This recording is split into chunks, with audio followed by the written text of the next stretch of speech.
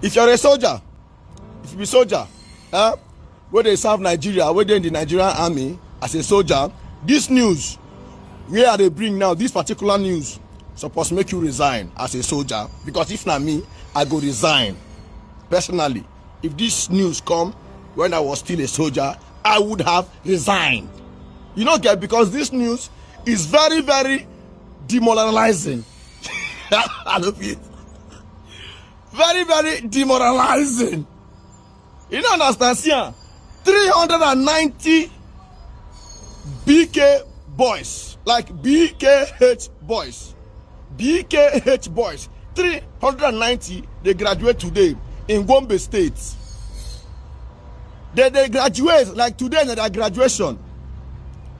The federal government, they tell us that these boys now don't be repentant Boko boys. Right now they are okay and they are good to go. So now they are going to be installed into our community. They're going to install them now to the community. Not just that, to now come close, because this is where this story gets very interesting.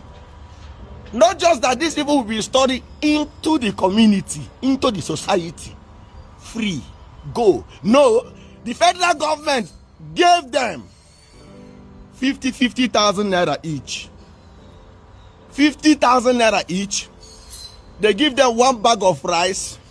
They give them oil. They give them bag of salt. Oh boy, to be bandit for this country, they pay.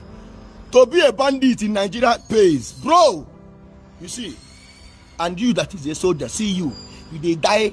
They murder you for nothing. They unalive you for nothing. But see them, when they unalive you, they get credit for unaliving you. This is what the federal government is telling these boys. You unalive these soldiers, you get credit for unaliving them. You buy them, we credit you for buying our soldiers. You understand? That is what the federal government is telling them. Buy our soldiers, we credit you for buying them. Unalive our soldiers, we credit you for unaliving them. See them, they get 50,000 naira each for buying you as a soldier. They give them bag of rice each for buying you as a soldier. For unaliving you as a soldier, for murdering you as a soldier. The Nigeria federal government is giving each and every one of them one bag of rice, one bag of salt, one bag of oil, 1 gallon of oil, and 50,000 each. Not just that, they even sew uniform for them free of charge.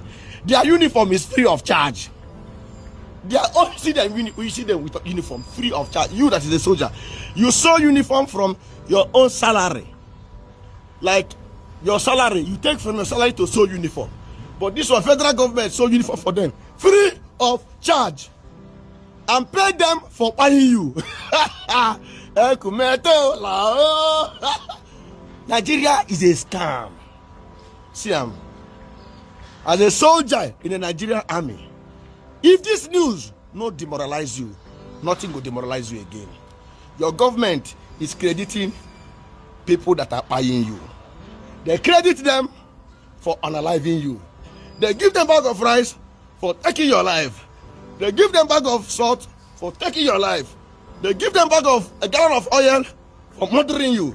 Where is the morale? Ochebe, hey, federal government of bandit. Nigeria federal government is federal government of bandits. It pays to be a bandit in this country. Tell me why people will not go into banditry. Because you get compensated for taking somebody's life.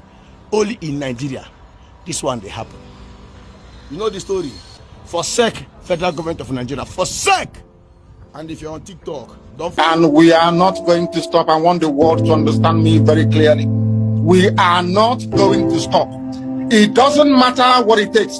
It doesn't matter how many lives they extinguish. It doesn't matter the genocidal tendencies they bring with them into our land.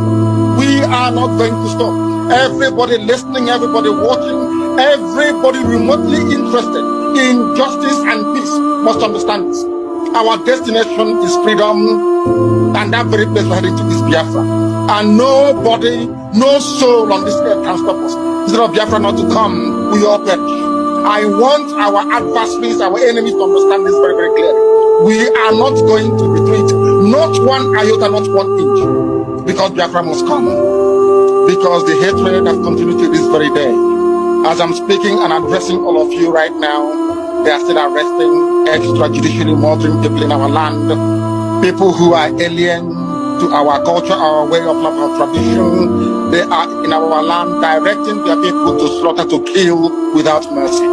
Unfortunately, those we regard as political leaders have connived with these people to ensure the decimation of their own population. That is the type of nonsense we can no longer condone. As you all know, there is no significant Fulani presence in our land because our fathers taught us how to fight. And we are doing so today without apologies to any idiot. We're not going to apologize because we have been apologizing for nearly 50 years.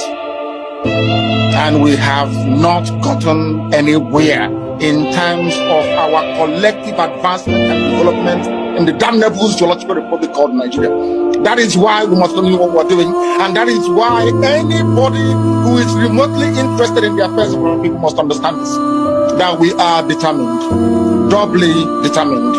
50 years, or should I say 54 years, is a very long time, and 51 years since the end of the war. But now that we have come, or should I say now that God Almighty in heaven has them that we should come, we are not going to relent. We are not going to do anything whatsoever to jeopardize the sanctity and the holiness of this very mission. We love our people. We love every ethnic nationality that makes up Nigeria as it is presently constituted. We have no hatred towards anybody. We love peace. We love life. We love the progress of other people. But we are in a country where people hate us for no reason, where people despise us for no reason, and we can no longer go on apologizing. And Nigeria as a state, the entire Africa as a continent must acknowledge. The same way they acknowledge the genocide in Rwanda, they must rise up to acknowledge the genocide in Biafraland, or else there will be no peace or development in the whole of Africa. And I'm not saying it apologetically. I am stating a fact that ought to be forcefully demanded for. And Biafra itself must be restored for those who have come before us, for their sacrifice, for their courage, for their gallantry and their bravery. It is a very good thing today that one of the co-hosts here is our brother Dele, a man that I cherish and I appreciate very much. And also the very excellent work that Mazi is doing. But let us make this thing very, very clear. We are wronged by the Nigerian state, by every ethnic group in Nigeria. I know that my good friend and brother, Obadiah Mailafia, rang me and apologized a while ago for the role that they played in the massacre of Biafran people, the role that they played in aiding and abating a very unlawful invasion of Biafraland, because all Ojukwu asked for was restructuring. The same thing we are arguing for today. Ojukwu went to Aburi to argue for restructuring. Ojukwu did not go to Aburi to declare any state of Biafra. He never went to Aburi to declare any war. Ojukwu went to Aburi so that all of us in Nigeria, including those from the Middle Belt, from the West, everywhere can have freedom. There's something we're asking for today. They twisted the narratives. They changed our history. They turned it upside down. They made us the villain. They tried to demonize our general, a man of peace that went to Aburi in Accra to go and in Ghana to go and negotiate for peace. A peace that Britain prevailed upon go on, not to implement. But over the years, we've been taught that we are the aggressors. Such nonsense can no longer hold, it can no longer obtain, and that is why, as I said earlier, unapologetically, we are pursuing the freedom of Biafra, and nobody can stop us. Anybody on our path is going to fall, is going to die. Instead of Biafra not to come, every living organism in Nigeria will die, I swear to God Almighty in heaven, because we are not going back. It is a good thing today that some notable Nigerians are on this very platform discussing what transpired 54 years ago. Most have tweeted to say, may it not happen again. The only way to ensure that this will not happen again is the existence of a free, sovereign Biafran nation. That is the only panacea, nothing more, nothing less. Before we came here, Ladipo Market was on fire. These vandals and vagabonds are in our land, killing people relentlessly. As I'm talking to you right now, they headed some people from Enugu to God knows where, maybe to go and kill them. And you have governors, you have political leaders, you have those who aspire to high office. They're all there. Nobody's talking, nobody's speaking, because they have a lot to benefit and to gain by us being Fulani slaves. Something that can no longer continue. Something we are not prepared to tolerate. That was something I said rather very fortuitously very many years ago.